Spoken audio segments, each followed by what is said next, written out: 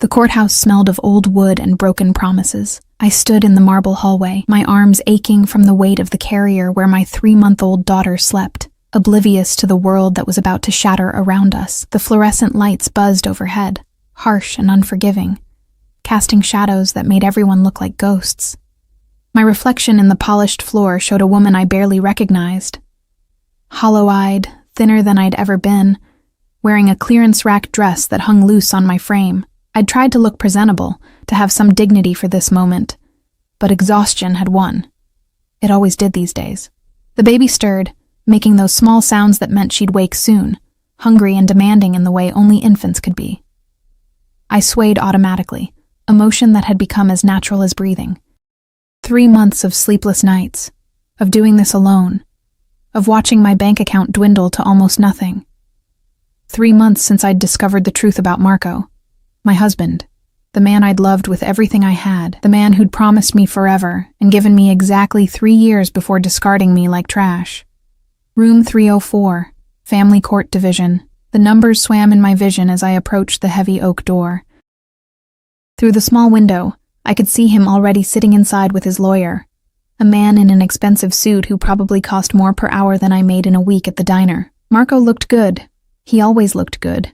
Dark hair, perfectly styled, suit that probably cost more than my rent, that easy smile he'd given me on our first date, back when I'd believed in fairy tales.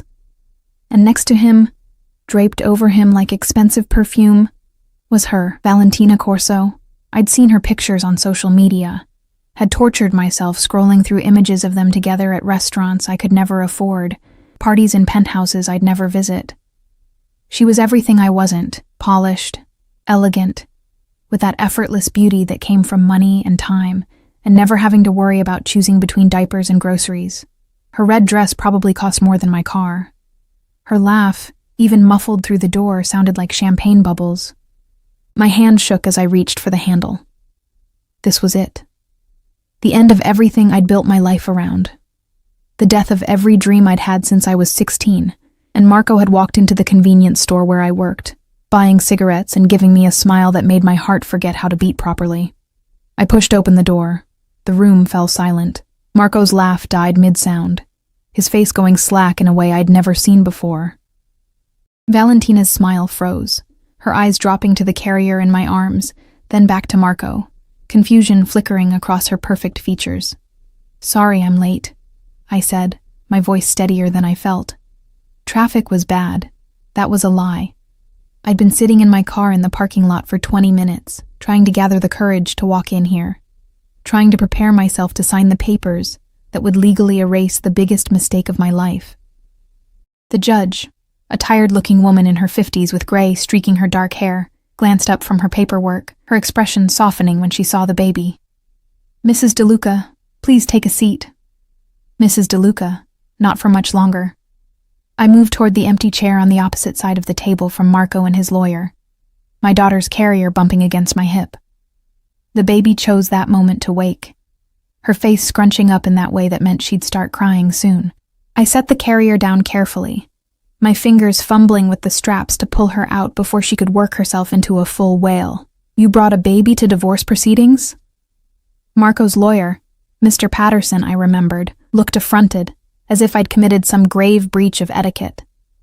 "She's 3 months old," I said, settling my daughter against my shoulder, feeling her root against my neck, looking for food. "I can't exactly leave her at home alone." Marco hadn't moved. He was staring at me. No, at the baby, with an expression I couldn't read. His face had gone pale beneath his tan, and his hands, I noticed, were gripping the edge of the table so hard his knuckles had gone white. "Marco." Valentina's voice was sharp, pitched low but audible in the small room. "What is this?" He didn't answer her. His eyes, those dark eyes I'd once loved more than anything, were fixed on my daughter's face, on the small hand that had escaped her blanket and was waving in the air. The judge cleared her throat. "Shall we proceed? I have the dissolution of marriage petition filed by Mr. DeLuca 3 months ago. Both parties have waived the waiting period and agreed to an uncontested divorce with separate property." "When was she born?" Marco's voice cut through the judge's words like a knife through silk. It was rough, raw in a way I'd never heard it before. I looked at him directly for the first time since entering the room. February 14th, Valentine's Day. Ironic, isn't it? 3 months ago. His voice was flat now, emotionless. I filed for divorce 3 months ago. Yes. I shifted the baby to my other shoulder, trying to soothe her growing fussiness. I got the papers in the hospital. You have excellent timing. Valentina's perfectly manicured hand landed on Marco's arm. Marco, what is she talking about? Who is this woman? His wife, I supplied helpfully, meeting her shocked gaze. Well, for another few minutes at least. Gianna DeLuca, though I'll be going back to Moretti after this. I paused, then added, and this is Lucia, his daughter. The silence that followed was so complete. I could hear the clock on the wall ticking, could hear someone walking past in the hallway outside, could hear my own heartbeat thundering in my ears. Marco stood up so abruptly, his chair scraped against the floor with a sound like a scream. That's not... You can't... Can't what? Something hot and bitter rose in my throat, months of pain and anger and exhaustion bubbling up all at once. Can't prove she's yours? I have the DNA test in my bag if you want to see it. Can't believe you'd have a child with me? Why not? We were married, Marco. We had sex. This is what happens. You told me you were on birth control. His voice was accusatory now, and I saw Valentina flinch beside him. I was. My daughter started to cry in earnest now, her small face turning red. I stood, bouncing her automatically, years of maternal instinct packed into 3 short months. 99% effective isn't 100%. Congratulations. You're in the lucky 1%. The judge was watching this exchange with the weariness of someone who'd seen too many families implode in this room. Perhaps we should take a short recess. No. I surprised myself with the firmness in my voice. No, let's just get this over with. He wants a divorce. I'm here to give him one. I don't want anything from him. No alimony, no child support, nothing. He can sign away his parental rights while we're at it. We'll be fine on our own. That was a lie, too. I had $300 in my checking account. I was 2 months behind on rent, and my car was making a sound that promised an expensive repair I couldn't afford. But I'd figure it out. I always did. Gianna. Marco started, but I cut him off. Don't say my name like that. Don't look at me like I'm the one who did something wrong here. My voice cracked, and I hated myself for it, hated the tears that were threatening to fall. You want to know when I found out I was pregnant? 3 days after I found the messages on your phone. 3 days after I discovered you'd been sleeping with her for 6 months while I was planning our future, picking out baby names for children I thought we'd have together someday. I saw Valentina's face go white, saw her hand slip from Marco's arm. I found out I was pregnant on the same day I found out my marriage was a lie. I continued, the words pouring out now like blood from a wound. And you know what the worst part was? For about 5 minutes I was happy. For 5 stupid, naive minutes, I thought maybe a baby would fix everything. Maybe you'd come home and love me again.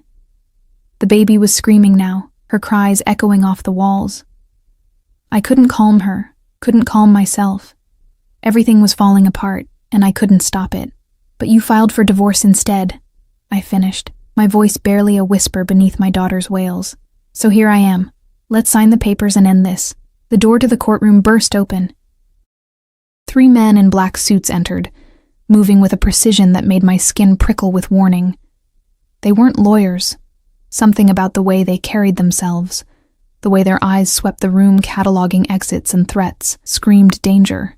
The one in front was older, gray at his temples, with a scar running from his eyebrow to his cheekbone. He looked at Marco with an expression of profound disappointment. We need to leave, he said. Now. Marco's face had gone from pale to ashen. Salvatore, this isn't... The Constantines know about the shipment. The man, Salvatore, said quietly. 3 of our warehouses burned last night. They're sending a message. We need to move you and Miss Corso to the safe house until... He stopped mid-sentence, his eyes landing on me and the baby for the first time. The air in the room changed. It was like watching a switch flip, watching this dangerous man's entire demeanor shift from urgency to something else. Something cold and calculating that made my stomach drop. Who is this? He asked, his voice soft now. which somehow made it more terrifying.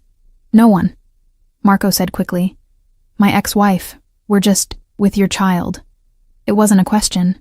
Salvatore's eyes, dark and knowing, moved from my face to Lucia's, then back to Marco. Your daughter. It's complicated. It's very simple, actually. A new voice came from the doorway, and I felt the temperature in the room plummet. The man who entered made everyone else in the room look small. He wasn't extraordinarily tall, maybe 6 feet. But he carried himself like he owned not just the room, but the entire building, the city, the world. His suit was black, perfectly tailored, and probably cost more than my entire year's salary.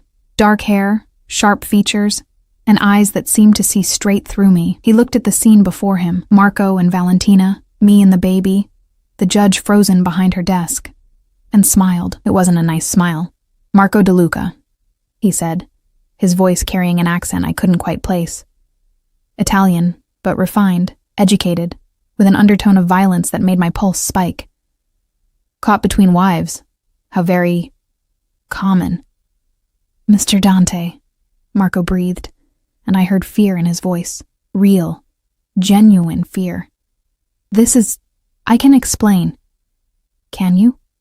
The man, Dante, moved further into the room, and I noticed how everyone seemed to shrink away from him, how even Salvatore stepped aside respectfully. Explain how you stole from my family? Explain how you thought you could skim money from our shipments, and we wouldn't notice? Explain how you've been feeding information to the Constantines? The words washed over me like ice water. Stole, shipments, Constantines. The pieces clicked together in my mind with horrifying clarity. Marco wasn't just a businessman like he'd told me. He wasn't just managing a import-export company. He was a criminal, a thief. And he'd stolen from someone very, very dangerous. I didn't... Marco started, but Dante raised one hand and he fell silent immediately. $2 million, Dante said conversationally, as if discussing the weather. That's what you took. And now the Constantines are at war with us because of the intelligence you sold them. He paused, his eyes moving around the room before landing on me. The standard punishment for such betrayal is death, for you and everyone connected to you. My arms tightened around Lucia automatically, my body moving to shield her even as my mind screamed at me to run. But I couldn't move, couldn't breathe, couldn't do anything but stare at this man who held life and death in his hands, like they were nothing. His gaze lingered on the baby, something flickering across his face too quickly for me to read. Then he looked at Marco again. But it seems you've complicated the situation, he said softly, by bringing innocent blood into this mess. The silence that followed felt like standing on the edge of a cliff, waiting to fall. Dante's eyes moved from Marco to me, a slow, deliberate assessment that made my skin crawl. I'd never felt so exposed, so vulnerable. My daughter had finally quieted against my shoulder, her small body warm and trusting, completely unaware that we'd just walked into something far more dangerous than a simple divorce. Mrs. De Luca. His voice was smooth, almost gentle, which somehow made it worse. How long have you been separated from your husband? I swallowed hard, my throat dry. 3 months. Since he filed for divorce. And the child? She's 3 months old. My voice came out steadier than I felt. I was 7 months pregnant when he left. Something dark passed over Dante's features. He turned to Marco, and the temperature in the room seemed to drop another 10 degrees. You abandoned your pregnant wife. It wasn't a question, but Marco answered anyway, his words tumbling over each other. It's not... The marriage was already over. Was it? Dante's voice cut through Marco's excuses like a blade. Or did you simply decide it was over when you found something prettier? His gaze flicked to Valentina, who had pressed herself against the wall, her perfect makeup unable to hide her terror. Miss Corso. The daughter of Judge Corso, if I'm not mistaken. How convenient for Marco to have a lover whose father could make certain legal troubles disappear. Valentina made a small sound, somewhere between a whimper and a gasp. Please, Marco said, and I'd never heard him beg before. This has nothing to do with them. Gianna and the baby. They're not part of this. They don't know anything. Precisely. Dante moved closer to me, and every instinct I had screamed at me to back away, to run, to protect my daughter. But my legs wouldn't move. She knows nothing. She's innocent. And yet, because of your stupidity, her life is now in danger. What? The word escaped me before I could stop it. Dante's eyes met mine, and for a moment, I saw something in them that might have been regret or pity. Neither option was comforting. The Constantines don't care about innocence, he said quietly. They care about revenge. Marco betrayed my family, which means war. And in war, everyone connected to the traitor becomes a target. You, your child, your parents if you have them, your friends, anyone who might be used as leverage or punishment. The room spun. I clutched Lucia tighter, feeling her heartbeat against my chest, steady and trusting. But I left him. I'm divorcing him. I don't want anything to do with him. They won't care. Salvatore spoke up from behind Dante, his scarred face grim. They'll see you as his wife, his child as his blood. That makes you both collateral. This is insane. My voice rose, panic finally breaking through the shock. I didn't do anything. I don't even know what he did. I thought he managed shipping logistics for a legitimate company. I didn't know. Of course you didn't. Dante's voice held a strange note, almost like approval. You were the perfect little wife, weren't you?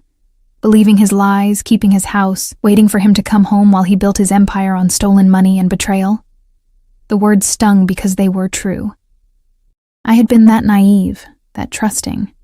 I'd believed every lie, every excuse for late nights and business trips. I'd been so desperately in love that I'd ignored every red flag. What do you want from me? I asked, hating how small my voice sounded. Dante studied me for a long moment, his expression unreadable. Then he turned to Marco. $2 million. You have 72 hours to return what you stole, plus interest. 20%, compounded monthly since you began your theft. That brings your debt to approximately $3 million. Marco's face went gray. I don't have that kind of money. I spent it. Investments. The apartment. Then you'll liquidate everything you own. Dante's voice was flat, final. The penthouse, the cars, the offshore accounts I know you have. Everything. And if you're still short, you'll work it off. 5 years of service to my family, doing exactly what I tell you, when I tell you. And if I refuse, the smile Dante gave him was terrifying in its pleasantness. Then I'll kill you here and now, and your daughter will grow up knowing her father died a thief and a coward. His eyes slid to Valentina. And Miss Corso will learn that loving the wrong man has consequences. You can't... Valentina started. But Salvatore moved toward her and she fell silent, pressing harder against the wall. I can do whatever I want, Dante said mildly. That's what power means, Miss Corso. Something you'll understand soon enough, since you're now part of this mess, too. He turned back to me, and I saw him really look at my daughter for the first time. Lucia had fallen asleep again, her small fist curled against my collarbone, completely peaceful. Something crossed Dante's face. Surprise, maybe, or something softer that disappeared too quickly to name. How old did you say she was? 3 months. I couldn't keep the protective edge from my voice. 12 weeks, exactly. And you've been alone this entire time? No help from Marco? No support? I lifted my chin, finding some shred of pride in the wreckage of my life. I don't need his help. I have a job. I have an apartment. We're fine. Where do you work? The question was asked casually, but nothing about this man was casual. Every word felt like a test. Every answer a potential trap. Ruby's Diner on 5th Street, I said. I waitress. Night shifts mostly, so my neighbor can watch Lucia while she sleeps. And during the day? I sleep when she sleeps, when she lets me. I knew I sounded defensive, but I didn't care. I'm managing. Are you? His gaze moved over me, cataloging details I wished he couldn't see. The dark circles under my eyes, the way my clothes hung loose, the tremor in my hands from exhaustion and fear. You look like you haven't slept properly in months. When was the last time you ate a full meal? I eat. Another lie. I ate whatever was left over at the diner, whatever I could afford after paying for formula and diapers and the mounting stack of medical bills from Lucia's birth. Mr. Dante, the judge interjected, her voice carefully neutral. This is highly irregular. If you're planning to conduct business, perhaps... You'll wait, Dante said without looking at her. This concerns me now. The judge subsided immediately, and I realized with growing horror just how much power this man wielded. A judge, in her own courtroom, was afraid of him. I have a proposition for you, Mrs. DeLuca. Dante moved closer, close enough that I could smell his cologne. Expensive, subtle, something dark and woodsy that probably cost more than my rent. Your husband owes me $3 million and 5 years of his life. His mistress is now a liability that needs to be contained, and you and your daughter are targets for my enemies because of his stupidity.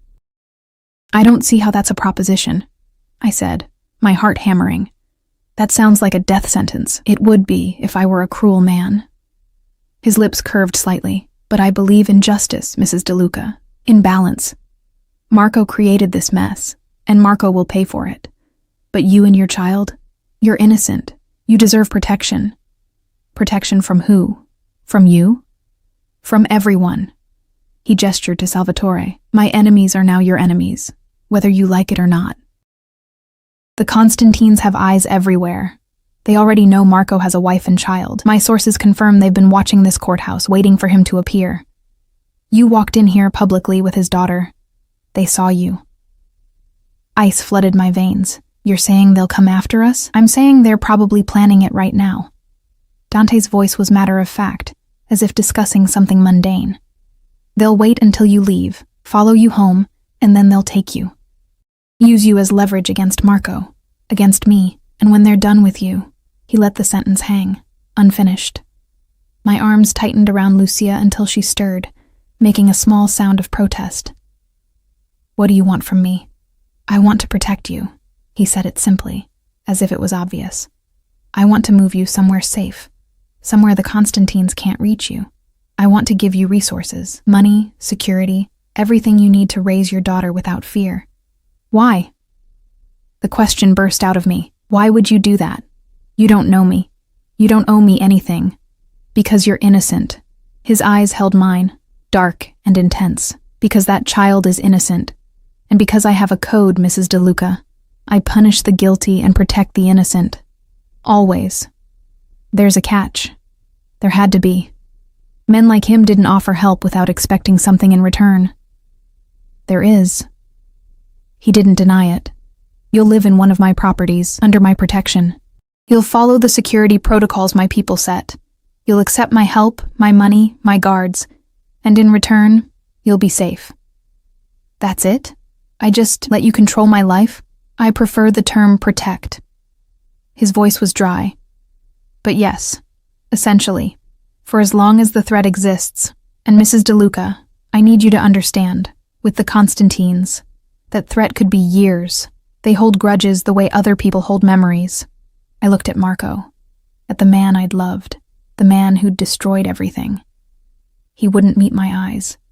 Valentina was crying silently, mascara tracking down her perfect face. The judge sat frozen behind her desk, a spectator to her own courtroom being taken over. And if I refuse? I asked, turning back to Dante. Then I'll have Salvatore escort you to your car, and you'll drive away from here. His voice was gentle, which somehow made the words worse. And sometime in the next few days, the Constantines will find you. And I'll read about it in the newspaper. Young mother and infant found dead. Tragic murder-suicide, the police will say, though we'll both know the truth. You're threatening me. I'm telling you the reality of the situation your husband created. Dante's voice hardened slightly. I didn't make this world, Mrs. DeLuca. I just survive in it. And I'm offering you the same chance. Lucia began to fuss again, her small face scrunching up. She was hungry, I could tell. It had been almost 3 hours since her last feeding. My breasts ached, milk beginning to let down at her sounds. Everything felt surreal. Standing in this courtroom, holding my daughter, discussing my life like it was a business transaction with a man who could order my death as easily as ordering coffee. How do I know you won't hurt us? I asked quietly. How do I know this isn't just another cage? Something flickered across Dante's face, too quick to read. You don't. You'll have to trust me. Trust a mob boss? The words escaped before I could stop them. and I saw Salvatore tense, saw Marco close his eyes in despair. But Dante laughed. It was a short, sharp sound, but genuine. Smart girl. You shouldn't trust me. You shouldn't trust anyone in this world. His expression sobered. But I'm the only option you have that ends with you and your daughter alive. So I suggest you take it. The clock on the wall ticked loudly in the silence. Lucia's fussing grew more insistent. My whole body ached with exhaustion and fear and the weight of a decision I never should have had to make. Fine, I heard myself say. I'll accept your protection. Gianna, no, Marco started. But I cut him off with a look. You don't get to have an opinion anymore, I said coldly. You did this. You brought this into our lives. You destroyed everything. And now I have to clean up your mess. I turned to Dante. When do we leave? Now. He gestured to Salvatore. My men will take you to your apartment. You'll pack what you need, quickly, and then we'll move you to a secure location. I have to work tonight. My shift starts at 6. You don't work at Ruby's Diner anymore, Dante said firmly. You don't work anywhere. Your only job now is to stay alive and raise your daughter. I'll handle everything else. But I can't just... The rent, my neighbor, my things will all be taken care of. His voice brooked no argument. Salvatore will handle the logistics. You just need to pack clothes, personal items, anything important. We leave in 1 hour. It was happening too fast. Everything was spinning out of control, and I couldn't catch my breath. Couldn't think. The divorce. We'll wait, Dante said. Right now, your legal marital status is the least of your concerns. He was right. God help me. He was right. I looked at the judge, who nodded slowly, seeming almost relieved to have this chaos removed from her courtroom. What about Marco? I couldn't help asking. And her? Marco will be coming with us, Dante said, his voice cooling. He has work to do. Debts to pay. As for Miss Corso, he looked at Valentina with something like distaste. She's compromised now, too. The Constantines know about her, know she was involved with Marco. She'll need protection as well, though she'll be housed separately. Lucky me, I muttered, then immediately regretted the bitterness in my voice. But Dante smiled slightly, a real smile this time. Indeed. Lucky you, inheriting your husband's debts and his enemies all in one morning. He glanced at his watch. Expensive. Gold. Probably worth more than my car. We're wasting time. Salvatore, take Mrs. DeLuca and the child to the vehicle. I'll handle things here. Salvatore moved toward me, his scarred face not unkind. Come with me, signora. I'll keep you safe. I stood on shaking legs, adjusting Lucia in my arms. She was crying now. Really crying. Hunger making her frantic. I need to feed her soon. There's a bottle in the car, Salvatore said. We anticipated you might need supplies. They'd been watching me, planning this. The realization should have terrified me, but I was beyond fear now, running on pure adrenaline and instinct.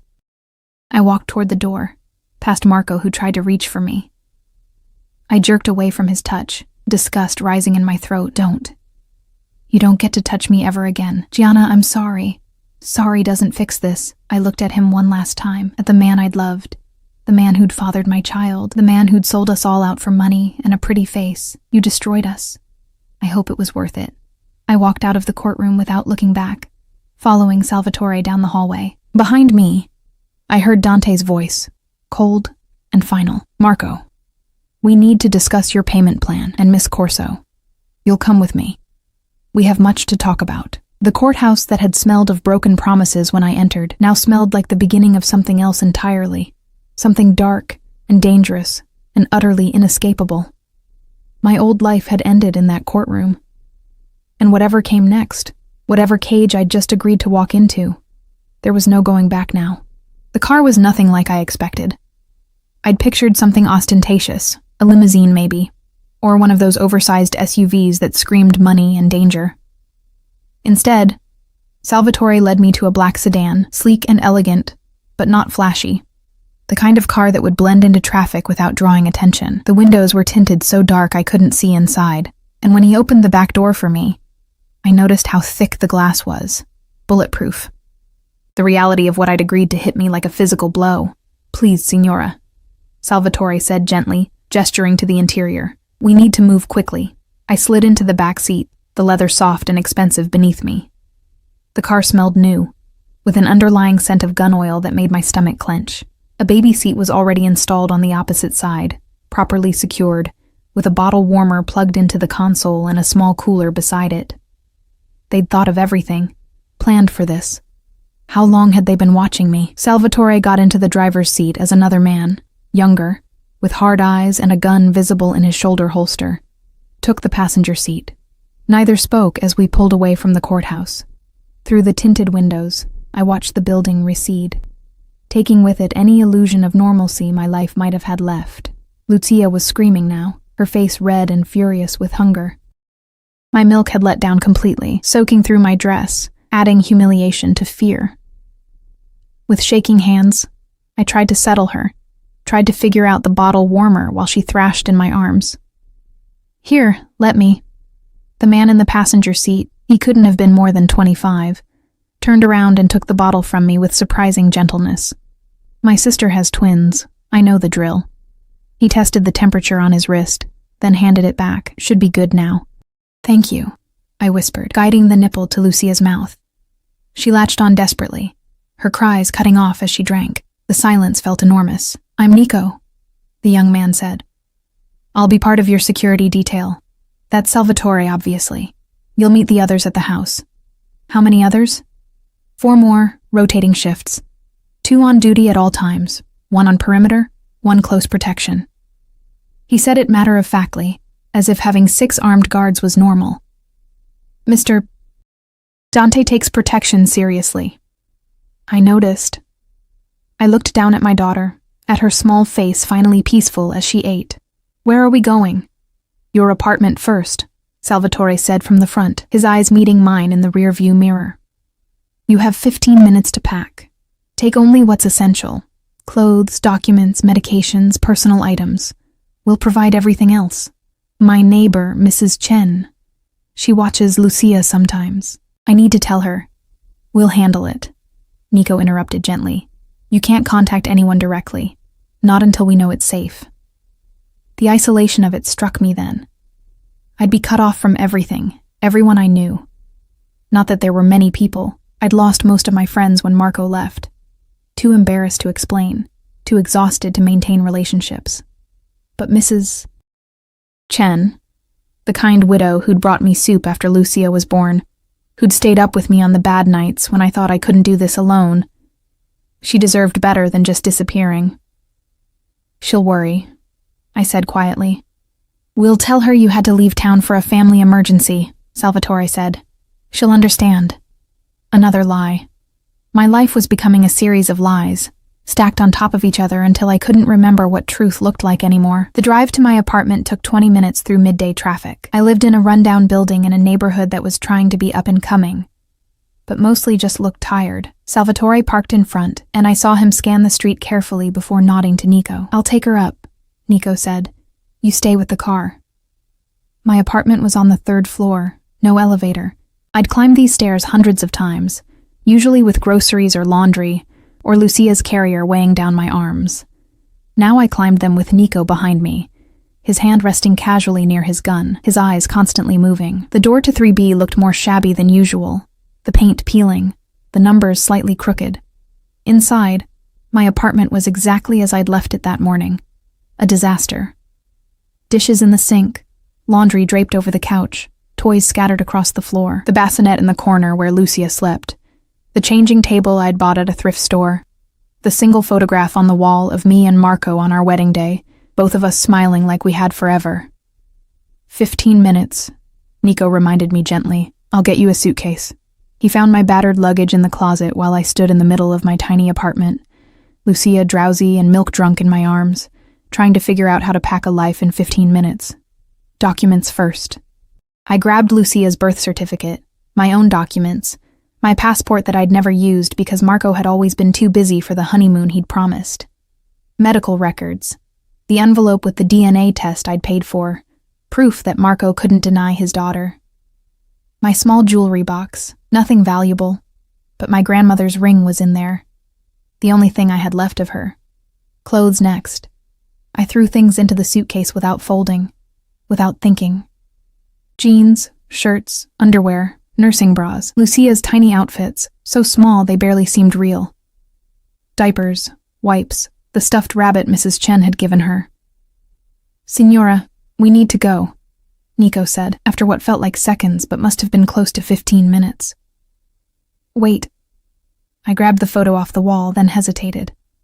Did I really want to take this with me? This lie of a marriage? This proof of my stupidity? I left it on the counter, face down. Nico carried the suitcase while I carried Lucia, now completely asleep, milk-drunk, and unaware that we were leaving the only home she'd ever known. In the hallway, I saw Mrs. Chen's door crack open, her weathered face peering out. "Gianna? Where are you going with that young man?" I opened my mouth to lie, to tell her the story Salvatore had prepared. But the words stuck in my throat. She'd been so kind to me, so patient with my midnight knocking when I was desperate, and didn't know how to make Lucia stop crying. "Family emergency," I managed. "I have to go out of town for a while." Her eyes, sharp despite her age, moved from me to Nico to the gun barely concealed under his jacket. Understanding flickered across her face. And fear. "You take care of yourself," she said quietly. "And that baby. You hear me?" "I will." My voice cracked. "Thank you. For everything." She nodded once and closed her door. I heard the locks engage, multiple bolts sliding home. She knew. Somehow she knew this wasn't a family emergency, that I was in trouble, and she was protecting herself the only way she could. The drive from my apartment took us out of the city, into suburbs I'd never visited, then further into neighborhoods where the houses got progressively larger, the walls progressively higher. We drove for almost an hour, and with each passing mile, I felt my old life falling further away. Finally, Salvatore turned onto a private road, stopping at a gate that looked like it belonged to a fortress. Cameras everywhere, intercom system, walls topped with something that might have been decorative ironwork, but looked suspiciously like security measures. The gate opened silently, and we drove through into what looked like another world. The house, no, the estate, was enormous. 3 stories of stone and glass, surrounded by manicured gardens and what looked like a small forest for privacy. Other buildings dotted the property, a guest house maybe, a garage large enough for a dozen cars, something that might have been a security station. "Welcome to your new home, Signora," Salvatore said, pulling up to the main entrance. The door opened before we could knock, and a woman in her 50s appeared, elegant, composed, with kind eyes that reminded me of my mother. "Mrs. DeLuca, welcome. I'm Elena, the house manager. Let me help you with the baby." She reached for Lucia with practiced ease, and I found myself handing over my daughter to this stranger, because my arms were shaking too badly to hold her safely. Elena cooed at Lucia, speaking softly in Italian, while Nico brought in my pathetic suitcase. The interior of the house was like something from a magazine. Marble floors, high ceilings, artwork that was probably worth more than I'd earned in my entire life. A grand staircase swept upward, and I could see rooms branching off in every direction, each one probably larger than my entire apartment. "Your rooms are on the 2nd floor, Elena said, still cradling Lucia like she'd done this 1,000 times before. "East wing, away from the main activity of the house. I thought you'd prefer privacy and quiet for the baby." "Thank you," I whispered, because what else could I say? She led me upstairs, down a hallway lined with more expensive art, to a suite of rooms that took my breath away. A bedroom with a king-sized bed that looked like a cloud, windows overlooking the gardens. An ensuite bathroom with a tub large enough to swim in, and connected to it, a nursery that made me want to cry. Everything was perfect. A crib that probably cost more than all of Lucia's furniture combined. A rocking chair. A changing table stocked with diapers and wipes and creams. Clothes in the closet, tiny outfits organized by size, toys appropriate for her age. A breast pump still in its box, the expensive kind I'd looked at in stores and knew I'd never afford. "How?" I couldn't finish the question. "Mr. Dante had me prepare the rooms this morning," Elena said. He told me you had a 3-month-old daughter and to prepare accordingly. She smiled at my expression. I raised 4 children of my own. I know what a mother needs. This morning? My voice came out faint, but he didn't even know. He knew you'd say yes. A new voice came from the doorway, and I turned to find Dante leaning against the frame, his jacket removed, sleeves rolled up. He looked less dangerous like this, almost human, but the intelligence in his eyes reminded me exactly who and what he was.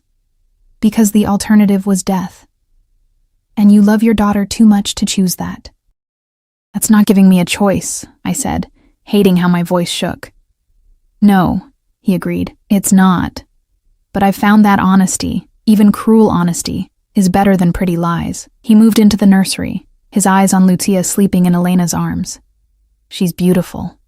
She has your eyes. The observation startled me. You can barely see her eyes. They're closed. I noticed earlier, at the courthouse. He reached out as if to touch her, then seemed to think better of it, his hand dropping. Brown, with gold flecks. Unusual, that he'd noticed. That he'd paid that much attention to my 3-month-old daughter in the middle of everything else happening. Sent a shiver through me that wasn't entirely fear. Elena, would you mind? He gestured to Lucia. Of course, signore. I'll put her down in the crib. Let Mrs. DeLuca rest. Elena moved past him, settling Lucia with practiced efficiency, before slipping out of the room. And then it was just me and Dante, alone in this perfect nursery that felt like a beautiful cage. I should explain the rules, he said, his voice businesslike now. You're free to move anywhere on the estate, the house, the gardens, the grounds. But you don't leave without security, and you don't leave without my permission. No phone calls to friends or family without approval and monitoring. No social media, no internet activity that could be traced. You're a ghost until I say otherwise. A prisoner, I corrected. A protected asset. His eyes met mine, dark and unreadable. There's a difference. Is there? Yes. A prisoner wishes to escape. I'm hoping you'll be smart enough to understand that staying is survival. He moved closer, close enough that I could smell his cologne again. Close enough to see the flecks of gray at his temples, the faint scar along his jaw. The Constantines are looking for you right now. They have informants everywhere, police, hospitals, social services. If they find you, they'll take you and your daughter, and they'll use you to hurt Marco, to hurt me, to send a message that betrayal has consequences. I didn't betray anyone. You married a traitor. In their eyes, that's enough. His voice softened slightly. I know this isn't fair. I know you're frightened and angry, and this is the last place you want to be. But I give you my word.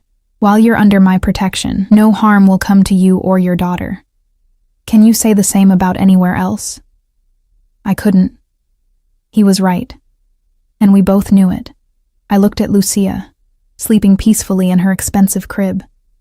Surrounded by luxury I could never have provided. She was safe here.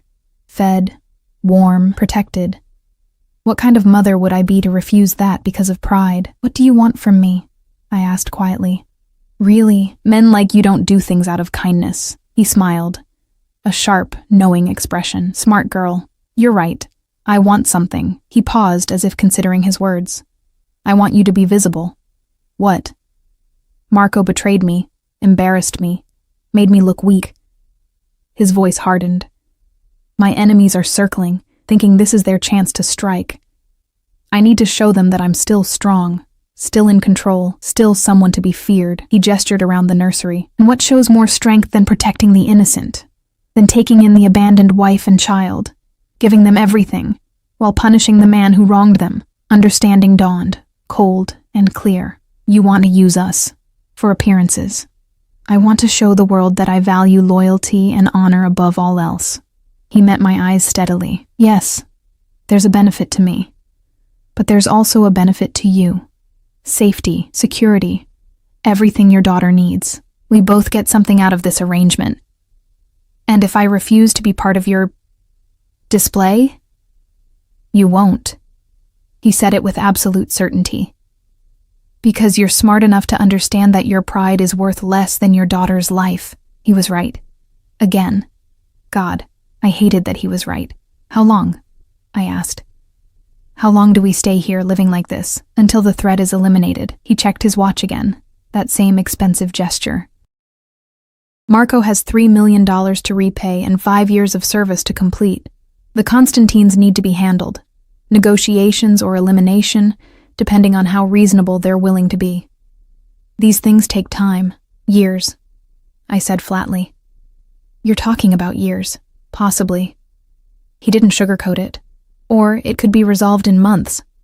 These situations are fluid. Lucia stirred in her crib, making the small sounds that meant she'd wake soon. My breasts ached, reminding me it was almost time to feed her again. My whole body hurt with exhaustion, and this conversation, this entire day, felt surreal. I need to rest, I said, because I couldn't process anymore, couldn't make any more decisions. Please. Dante nodded, moving toward the door. Elena will bring you anything you need. Food, supplies, whatever. You just have to ask. He paused in the doorway, looking back at me. For what it's worth, Mrs. DeLuca, I am sorry. You didn't deserve this. No, I agreed quietly. I didn't. He left, and I was alone with my daughter in our golden cage, surrounded by luxury that felt like a lie. Safety that came with chains I couldn't see but could definitely feel. I moved to the crib, looking down at Lucia's perfect face. She was dreaming, her small features peaceful and untroubled. She'd never remember this day, never know how her world had changed in the space of a few hours. She'd grow up in this house, with guards and gates and a life I'd never imagined, and I'd do whatever it took to keep her safe, even if it meant selling my freedom to a man more dangerous than any I'd ever known. Even if it meant becoming part of a world I didn't understand, playing a role in a game where I didn't know the rules. My old life was gone. The question now was what kind of life would take its place, and whether I'd recognize myself when it was over. The first week passed in a strange blur of exhaustion and hypervigilance. I slept more than I had in months. Real sleep, deep and dreamless, because Elena insisted on taking Lucia for a few hours each night so I could rest. I ate meals I didn't have to cook, prepared by a chef I never saw but whose food was better than anything I'd tasted in years. I showered in that enormous tub, letting hot water wash away months of accumulated stress, and I hated myself a little for how good it felt.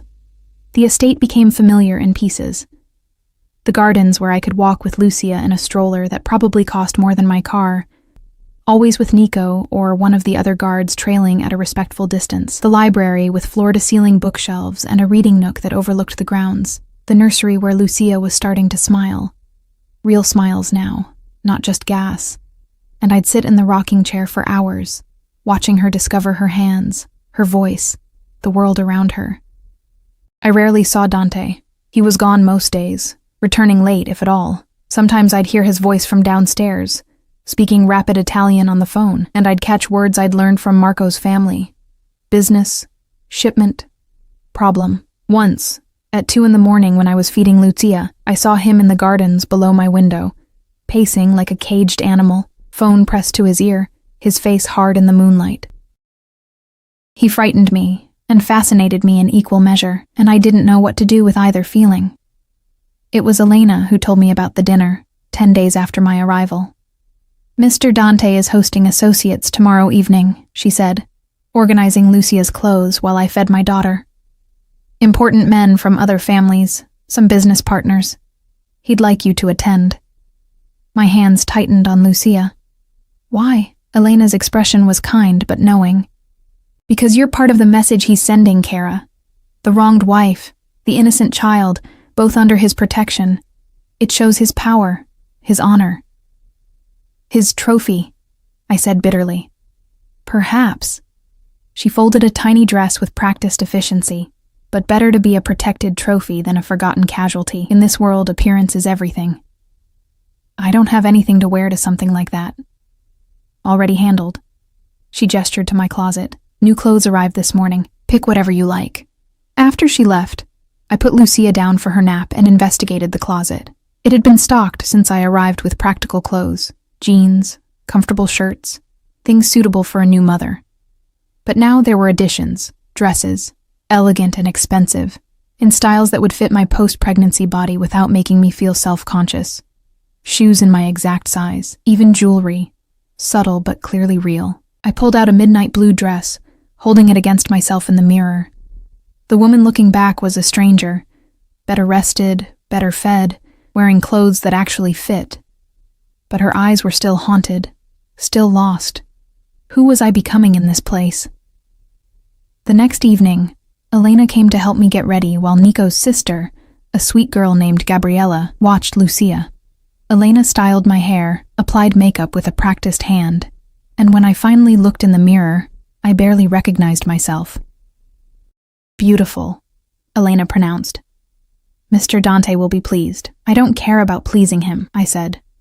But the words rang hollow even to my own ears. The dining room was on the first floor, a massive space with a table that could seat 20. Crystal chandeliers cast warm light over settings that probably cost more than I'd made in a year. Men in expensive suits were already gathered, speaking in Italian and English, their voices carrying the weight of power and danger. Dante stood at the head of the table, and when I entered, every conversation stopped. He looked at me. Really looked, his dark eyes traveling from my face down the dress and back up, and something flickered in his expression that made my breath catch. "Gentlemen," he said, his voice carrying easily. "May I introduce Mrs. Gianna De Luca?" He moved toward me, offering his arm like we were at some society ball. My honored guest. His hand was warm through the fabric of my dress, his presence overwhelming as he led me to the seat at his right hand, the position of honor. The men watched with expressions ranging from curiosity to calculation, and I felt like a deer surrounded by wolves. "Mrs. De Luca," one man said, older, with silver hair and cold eyes. "We've heard much about you, about your situation. Have you?" I kept my voice neutral, the way I'd learned to do with difficult customers at the diner. "Your husband's betrayal was quite spectacular," another added. $2 million. Such greed. $3 million, with interest. Dante corrected softly. "And he didn't just steal money. He sold information to our enemies. He endangered all of us. And yet you protect his wife and child." This from a younger man, maybe 40, with a scar running down his neck. Some might say that's weakness. The air in the room changed, tension crackling like electricity. I felt Dante go still beside me, felt the danger radiating from him like heat. "Some might say that," he agreed, his voice pleasant. "Those people would be wrong, protecting the innocent, punishing the guilty. That's not weakness. That's justice. That's honor." He looked around the table, meeting each man's eyes. "Or do you gentlemen disagree with those principles?" Silence. No one challenged him. "Mrs. De Luca and her daughter are under my protection," Dante continued. "Anyone who threatens them threatens me. I thought I should make that clear, so there are no misunderstandings. It was a warning and a declaration, and everyone in the room understood it. I was his now, whether I wanted to be or not. His to protect, his to display, his to use as proof of his power. Dinner was served, course after course of food I couldn't taste. Conversations in multiple languages swirling around me. The men talked business in careful euphemisms, discussed territory and shipments and problems that needed handling. I sat silently, Dante's trophy, proof of his honor, while inside I felt myself disappearing piece by piece. Halfway through the meal, my phone, the new one Dante had given me, monitored and restricted, buzzed in my clutch. I shouldn't have checked it during dinner, but something made me look. A photo. Grainy, taken from a distance, but unmistakable. My old apartment building, with police tape across the door to 3B. My door. The message beneath it was simple. "We know where you lived. We know where you worked. We're looking for you. Tell Mr. Dante the Constantines send their regards." The phone slipped from my nerveless fingers, clattering onto my plate. Dante's hand shot out, catching it before it could fall further, his eyes scanning the screen. His expression went hard, dangerous, and he stood abruptly. "Gentlemen, please excuse us for a moment." He pulled me to my feet, his hand firm on my elbow, and led me from the dining room into a smaller study. The moment the door closed, I broke. All the fear I'd been holding back, all the stress and terror and exhaustion crashed over me like a wave, and I couldn't breathe. Couldn't think. Could only see that photo of my apartment building, my home violated. They found it, I gasped. They know where I lived, and they know you're not there anymore. Dante's voice was calm, grounding. Gianna, look at me. He'd never used my first name before. The sound of it in his accent made something in my chest tighten. You're safe, he said firmly. That apartment is empty. You're here, with me, where they can't reach you. Mrs. Chen is fine. Salvatore moved her to her daughter's house in New Jersey 3 days ago. She's safe. His hands came to my shoulders, steady and warm. I knew they'd find the apartment. I planned for it. You knew? Anger cut through the fear. You knew they'd do this, and you didn't tell me? Because you didn't need to know. His voice was harder now. You needed to rest, to recover, to bond with your daughter. Knowing the Constantines were systematically searching for you would have only added stress you didn't need. That's not your decision to make. Yes, it is. He didn't raise his voice, but the authority in it was absolute. You gave me that right when you agreed to my protection. I decide what threats you need to know about and when. That's what protection means, Gianna. I wanted to argue, to rage, to demand my autonomy back. But he was right. Again. If I'd known the Constantines were actively searching, I wouldn't have slept, wouldn't have eaten, would have driven myself into exhaustion worrying. He'd protected me from that, even if it meant lying by omission. I hate this, I whispered. I hate feeling powerless. I know. Something softened in his expression, but powerless and alive is better than empowered and dead. A knock at the door interrupted us. Nico's voice came through. Boss, we have a situation. Dante's jaw tightened. What kind of situation? Marco. He's here, demanding to see his wife and daughter. My stomach dropped. He can't. I don't want to see him. You don't have to. Dante's voice was firm. Stay here. I'll handle this. But I couldn't. Something in me, anger, maybe, or the need to finally confront the man who'd destroyed my life, made me follow Dante out of the study, through the house, to the main entrance where Marco stood between two guards, looking disheveled and desperate. Gianna. He lurched toward me, but the guards held him back. Thank God. I need to talk to you. I need to explain. There's nothing to explain, I said, my voice cold. You stole money? You sold information? You put us in danger. What's left to say? I did it for us. His eyes were wild, pleading. The money, I was going to invest it. Turn it into something real. We could have had everything. We had everything, I interrupted. We had a marriage, a home, a child on the way, and you threw it away for money and her. Valentina means nothing. Don't. I moved closer, close enough to see the dark circles under his eyes, the stubble on his jaw, the guilt and fear written across his face.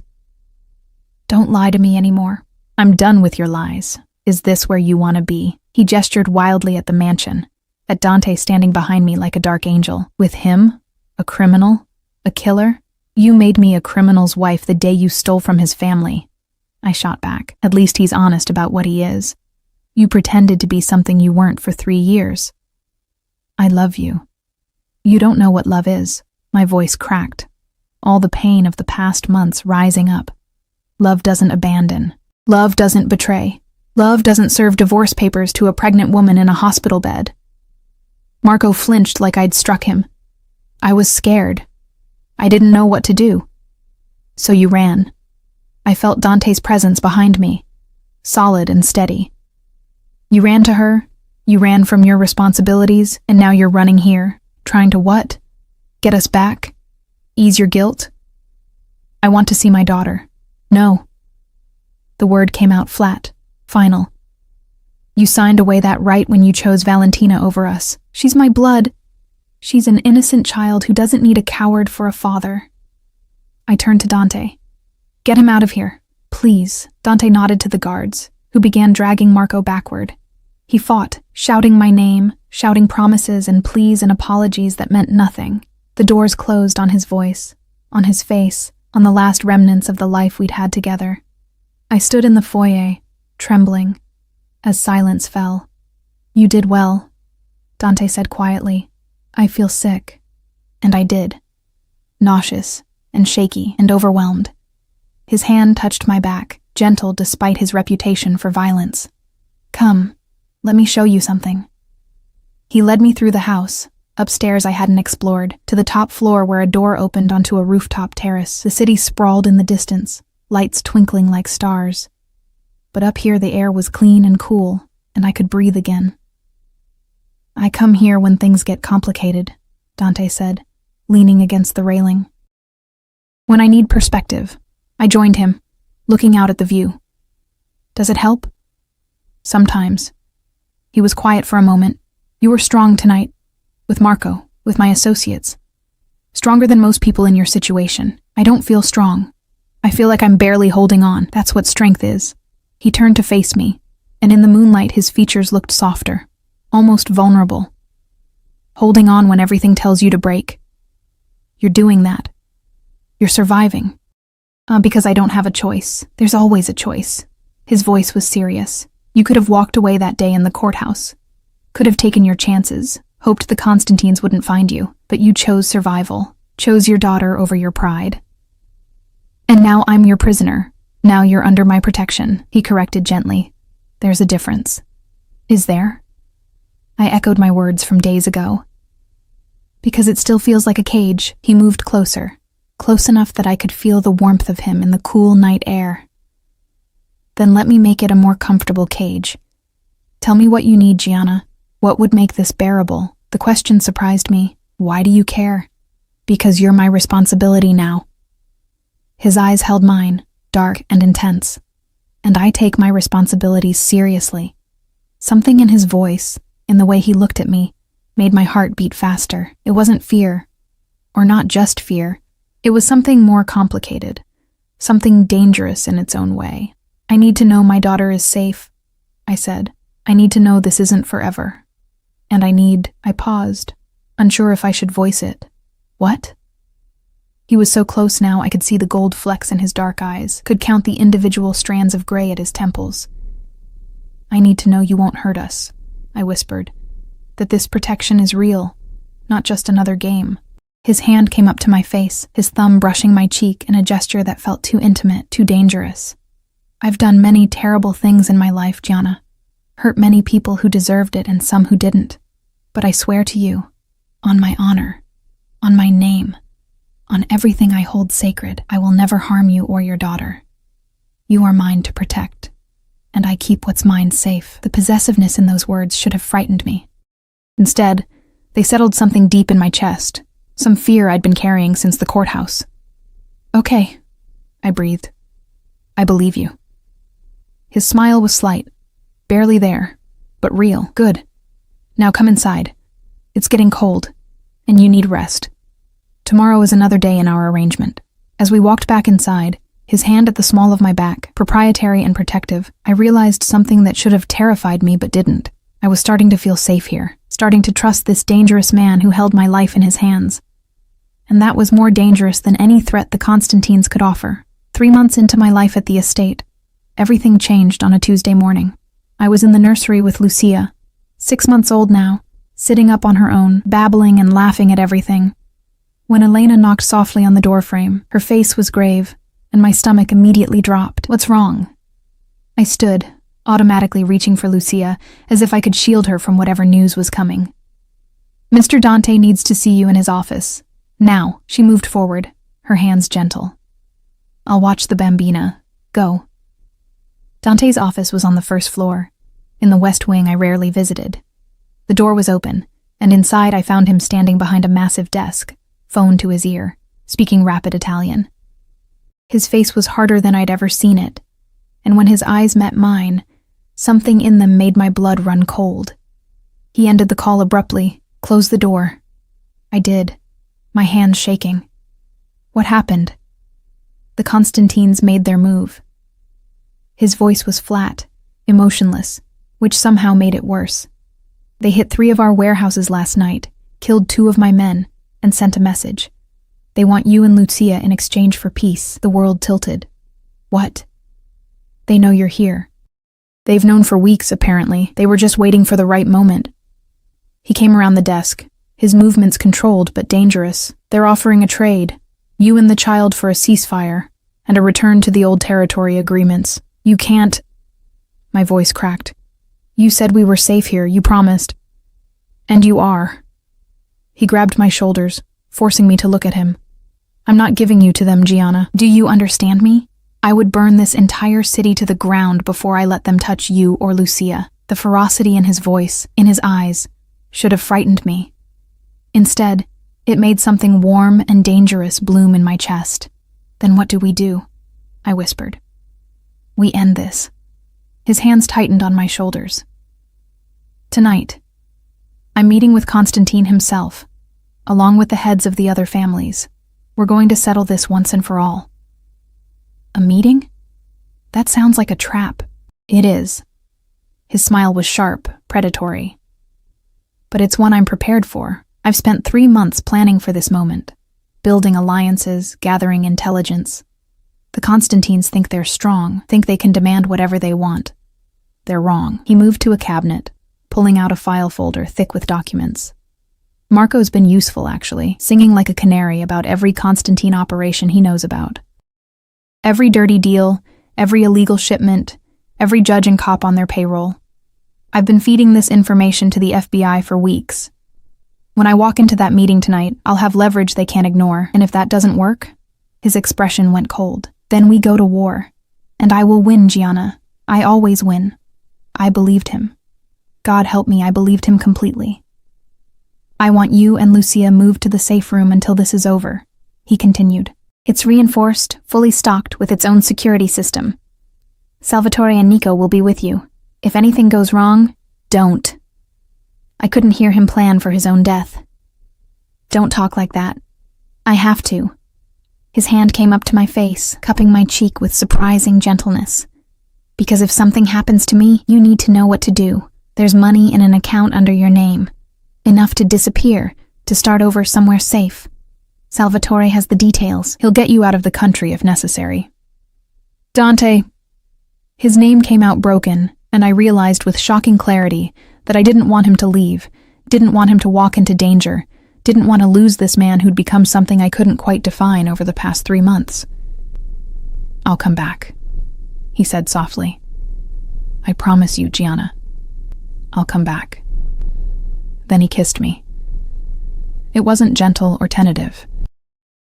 It was claiming, possessive, desperate. His hand fisting in my hair, his body pressing mine against the desk. I should have pushed him away, should have remembered that this was my protector, my captor, the man who held my fate in his hands. But instead, I kissed him back, pouring 3 months of confusion and fear and something that felt dangerously like trust into the contact. When he pulled back, we were both breathing hard. When this is over, he said, his voice rough. We're going to talk about this, about us. But right now, I need you to go to the safe room and stay there until I come for you. I nodded, unable to speak, and let him lead me from the office. The safe room was in the basement, accessed through a hidden panel in the wine cellar. It was larger than I expected, a small apartment really, with beds and a bathroom and enough supplies to last weeks. Lucia's portable crib was already set up, along with diapers and formula and everything we might need. How long has this been here? I asked Salvatore as he settled us in. Mr. Dante had it built the day after you arrived, he said. He's been planning for every contingency. Of course he had. Dante planned everything, controlled everything, protected what was his with the same intensity he used to destroy his enemies. Hours passed. Nico and Salvatore took turns keeping watch while I paced with Lucia, trying to keep her entertained, trying not to imagine what was happening above us. The safe room had no windows, no way to see outside, and the isolation was suffocating. Around midnight, the lights flickered. Salvatore's hand went to his gun immediately. Stay back.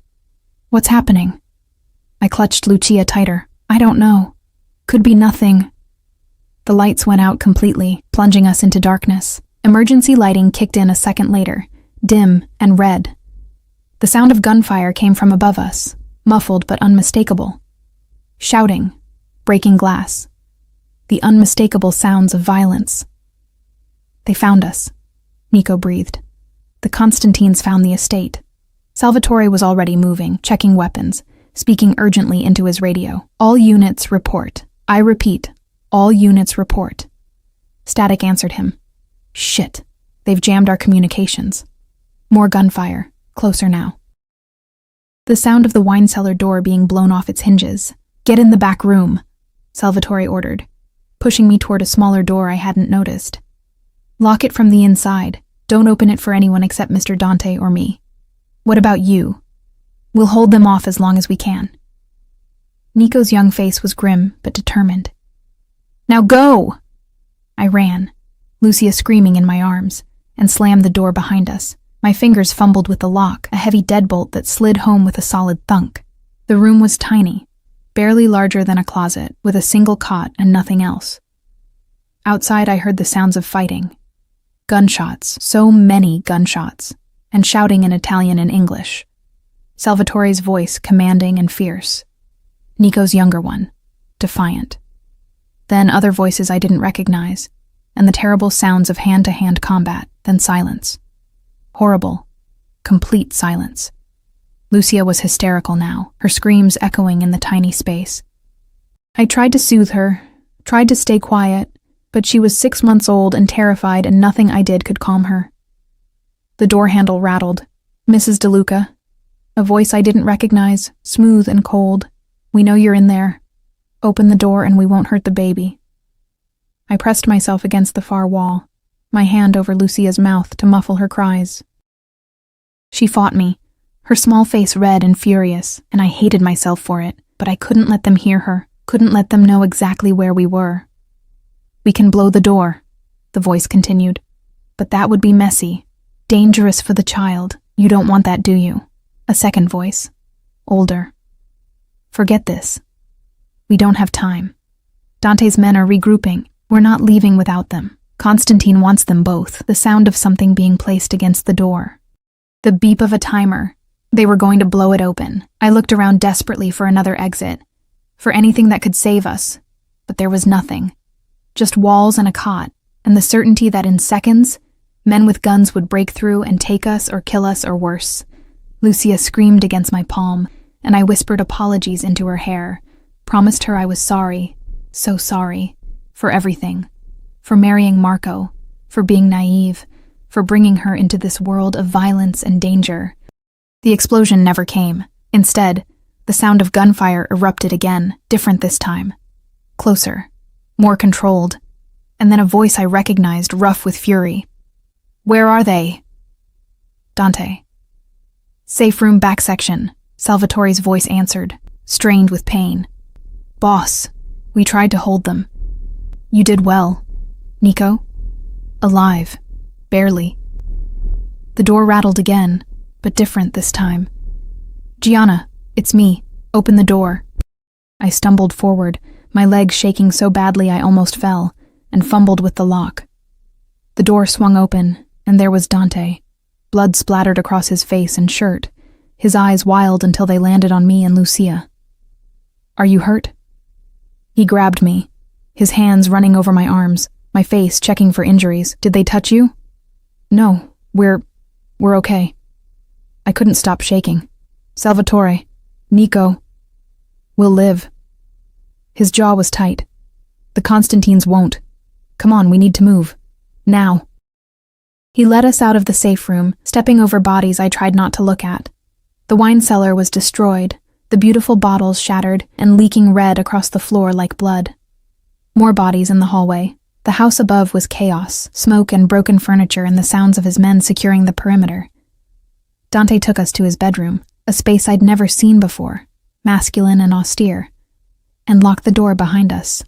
He pulled out his phone, making calls in rapid Italian, while I sank onto the bed with Lucia, finally letting myself shake apart. When he finished, he came to kneel in front of me, his bloody hands gentle as they cupped my face. It's over. What? Constantine himself came for you. He thought he could end this by taking you directly. Dante's smile was terrifying. He was wrong. He's dead. I killed him myself in the foyer. His sons are dead. His lieutenants are dead or in FBI custody based on the information Marco provided. The Constantine family is finished. I stared at him, trying to process. So we're safe? You're safe. He said it like a vow. The threat is eliminated. The other families have already agreed to peace terms. No one will challenge me now, not after tonight. And no one will ever threaten you or Lucia again. Dante.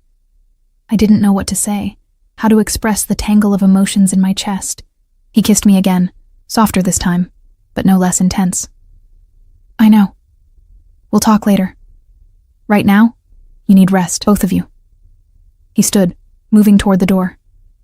I have men to tend to, bodies to handle, police to pay off. Stay here, sleep. I'll be back before morning. Don't leave. The words escaped before I could stop them. Please, just stay for a few minutes. Something in his expression softened. He locked the door again and came back to the bed, sitting beside me. Lucia, exhausted from crying, had finally fallen asleep in my arms. He looked at her for a long moment, then at me. I meant what I said earlier, he said quietly. About us. About talking. I know. My voice was barely a whisper. I think I need to say something first. What? Thank you. I met his eyes. For protecting us. For keeping your promise.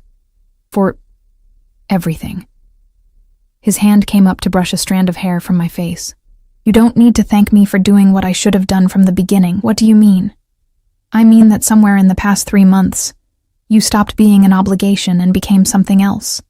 He paused, as if choosing his words carefully. Something important.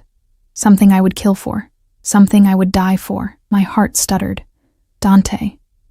I'm not good at this, he continued. At feelings. At vulnerability. I've spent my whole life being hard. Being strong. Being what this world requires.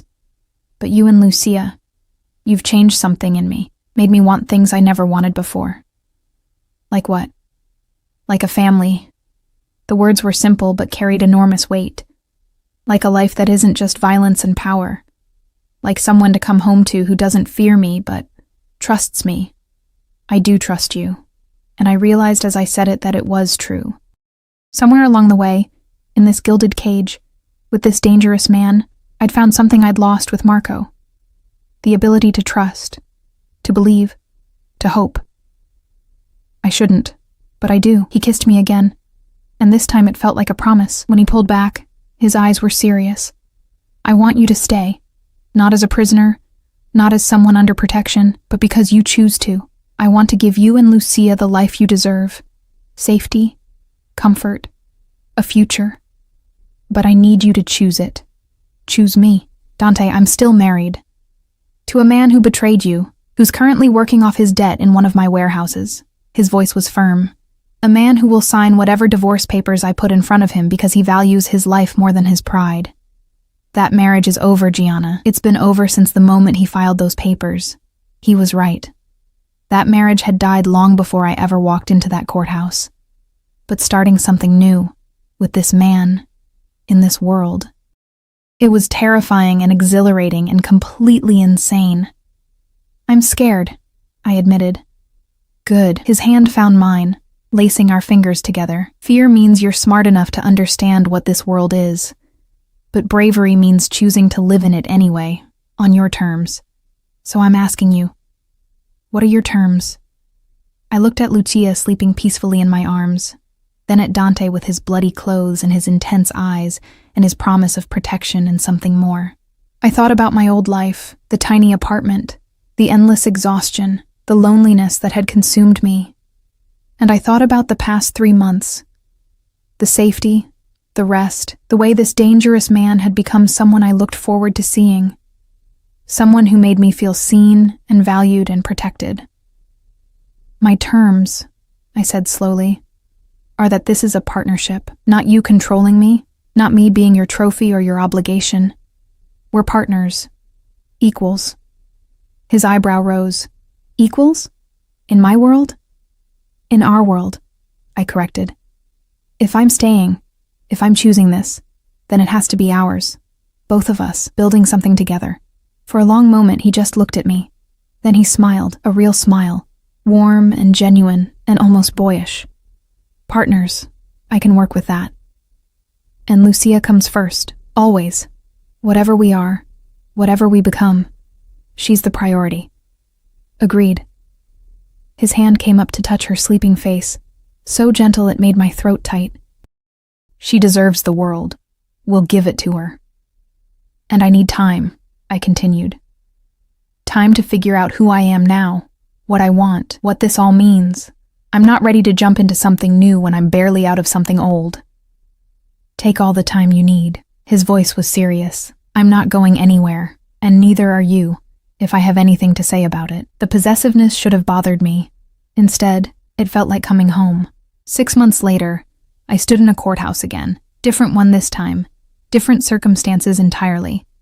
The judge signed the final divorce papers, and just like that, I was no longer Gianna DeLuca. I was Gianna Moretti again, free and legally unbound from the man who'd nearly destroyed me. Dante was waiting outside with Lucia, almost a year old now, toddling around with his hand holding hers, her laugh echoing through the hallway. When he saw me, he scooped her up and came to meet me, his eyes questioning. "It's done," I said. He kissed me right there in the courthouse hallway, deep and claiming, while Lucia giggled between us. "Good. Because I have something to ask you." "What?" He set Lucia down, her small hand clutching his finger for balance, and pulled a small box from his pocket. "I'm not good at traditional, and this probably breaks every rule about timing and appropriate relationship progression, but I know what I want. And I've learned that waiting for the perfect moment is pointless. The perfect moment is now, with you. With her." He opened the box. The ring inside was beautiful, a sapphire surrounded by diamonds, elegant and unique. "Marry me," he said. "Not because you have to, not because you're trapped or scared or have no other options. Marry me because you want to, because somewhere in this mess, we found something real. Because I love you, Gianna. I love you and Lucia both, and I want to build a life with you that's more than just protection and obligation." I looked at him, this dangerous man who'd become my safety, this killer who held my daughter with infinite gentleness, this crime boss who'd somehow become the most honest man I'd ever known. "Yes," I said, and watched his face transform with joy. "Yes, I'll marry you." He slid the ring onto my finger, then kissed me again while Lucia babbled happily at our feet. Around us, people stared. Some scandalized, some amused, some understanding that they were witnessing something rare and precious. "I promise you," Dante said against my lips, "I will spend every day of my life making sure you never regret this choice." "I know," I said, and I meant it. Because somewhere between that first courthouse and this one, between fear and trust, between captivity and choice, I'd found something I never expected. A real partnership, a real family, a real future. My old life had ended in violence and betrayal. My new life was beginning with honesty and love and a man who'd proven that protection and possession could become something softer, something stronger, something that looked a lot like forever. And as we walked out of that courthouse together, Dante carrying Lucia, his other hand laced with mine, both of us wearing matching rings that promised commitment and choice and love, I realized that sometimes the most beautiful things grow from the darkest soil. Sometimes salvation wears a dangerous face, and sometimes the cage you fear becomes the home you choose.